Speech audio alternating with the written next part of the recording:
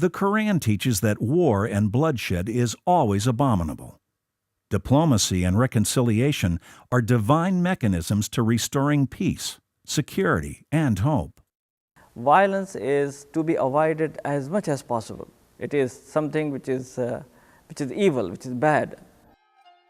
When the Muslim state was strong enough to defend themselves and were no longer afraid for their lives, they pursued reconciliation with the Meccans. For example, during the 6th year from his migration to Medina, the Prophet, with 1,400 people, peacefully moved toward Mecca to conduct the ritual of the Lesser Pilgrimage. The Quraysh leaders, however, sent 50 horsemen to block the main route of the pilgrims and to attack the Muslims as they approached. Even though the Muslims were many folds greater in number and could have attained an easy victory, the Prophet took a different route through the narrow and rocky canyons that were extremely difficult to cross in order to reach Mecca. When the Muslims realized they would not be allowed to perform their ritual, they negotiated with Quraysh a resolution for peace known as the Treaty of Hudaybiyah. The treaty, among other things, called for no war for the next 10 years, and that the Meccans are to allow the Muslims to perform the Lesser Pilgrimage in the following season. Many of Muhammad's companions were dissatisfied and angry and felt it was humiliating to sign such a treaty.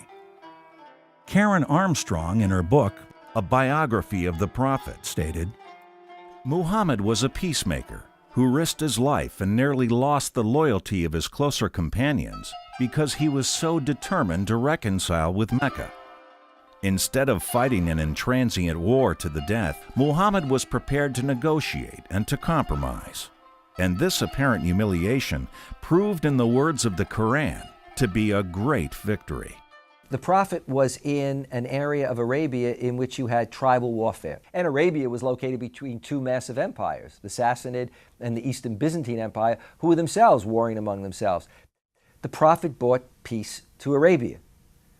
He brought Islam, and Islam, submission to the will of God, the religion of Islam was to transcend all tribal and ethnic affiliations. And so he brought peace to Arabia. Islam absolutely forbids attacking people who are innocent. Islam says you should not initiate violence. The Quran says do not aggress against those who do not aggress against you. So even if there is difficulties and problems, try to see that the Quran says that when people do wrong to you, you should do good to them, so that this is the way you can bring friendship and good relation.